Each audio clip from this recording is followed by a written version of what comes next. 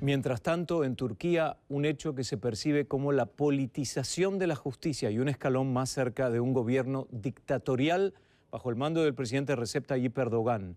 Una corte del país sentenció a un diputado de oposición a 25 años de prisión por espionaje, en un caso que irritó desde el principio al presidente del país. Hablamos con Susana Mangana, académica de la Universidad Católica de Uruguay. ¿Qué está pasando en Turquía, Susana? Bueno, lo que está pasando allí, buenas tardes, Guillermo, es que estamos constatando ahora el escaso, digamos, margen de maniobra que queda para las libertades civiles, para los derechos políticos, en un país que ya podemos calificar como de régimen híbrido. Hay un déficit democrático muy importante que cada año, si uno consulta las estadísticas mundiales, ve que va de mal en peor. Es decir, hoy Turquía ocupa el puesto 97 de un total de 167 países, donde el índice de libertades y democracia que elabora, por ejemplo, la revista prestigiosa The Economist, sitúa en ese altísimo puesto a Turquía, con lo cual las cosas están francamente mal allí, Guillermo. Y se busca a una figura que, como decía al principio del programa, es Fethullah Gülen, que es un clérigo que vive en Estados Unidos y que Erdogan dice que está detrás del intento de golpe de Estado, y en este caso es el eje de las filtraciones de estas imágenes que él no niega, que dice que son ciertas, de vehículos del Departamento de Inteligencia transportando armas supuestamente en camino a Siria. La imagen de, entre comillas, el terrorista que vemos en otros países también.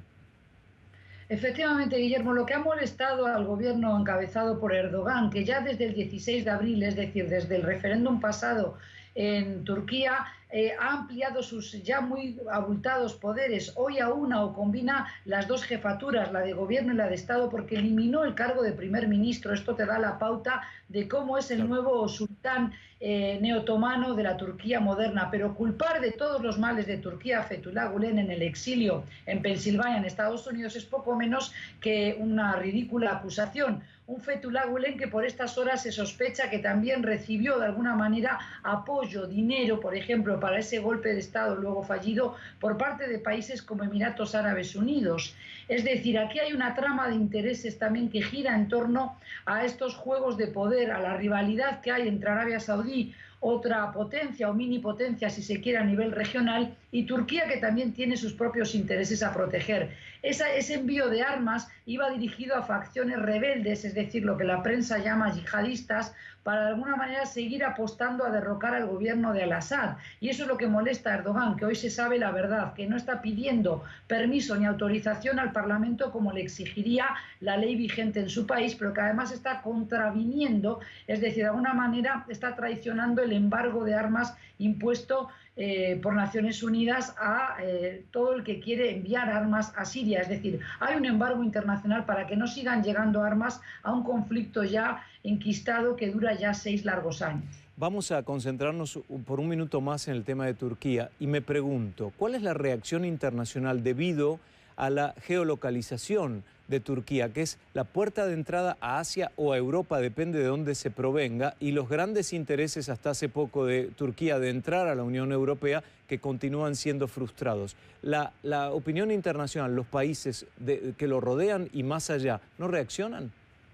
Sí, claro, reaccionan, pero simplemente se quedan en comunicados. Por ejemplo, la organización, la OSCE, la Organización para la Seguridad y Cooperación Europea, se está muy preocupada por esta deriva autoritaria que no arranca desde el post-golpe de Estado del 15 de julio pasado, ¿verdad? Ya viene gestándose de antes. Como decía, yo creo que hay un déficit democrático en Turquía. No alcanza con solamente votar para decir que es una democracia plena. Claro. Tampoco calificaría hoy como democracia defectuosa. Es, como se dice, un régimen híbrido. Y si consultas, por ejemplo, ONGs establecidas en países como Estados Unidos, Freedom House de Washington, por ejemplo, también nos alertan de la pérdida de libertades. No hay independencia, Guillermo, del Poder Judicial, porque gracias a ese referéndum del 16 de abril pasado, Erdogan ahora puede nombrar a 6 de los 13 miembros del Consejo Superior de Jueces y de Fiscales. Si no hay independencia del Poder Judicial, que observe, que sea un órgano de contralor para que no se convierta en una tiranía de la mayoría,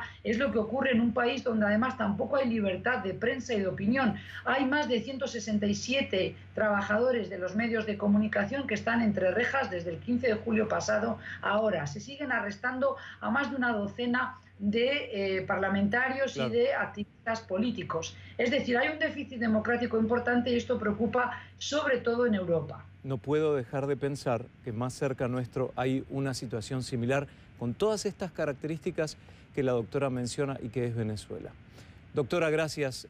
@Susana Mangana. Ya colgaremos en redes sociales la entrevista para que puedan opinar. Doctora, buen fin de semana. Gracias. Igualmente para ustedes. Gracias.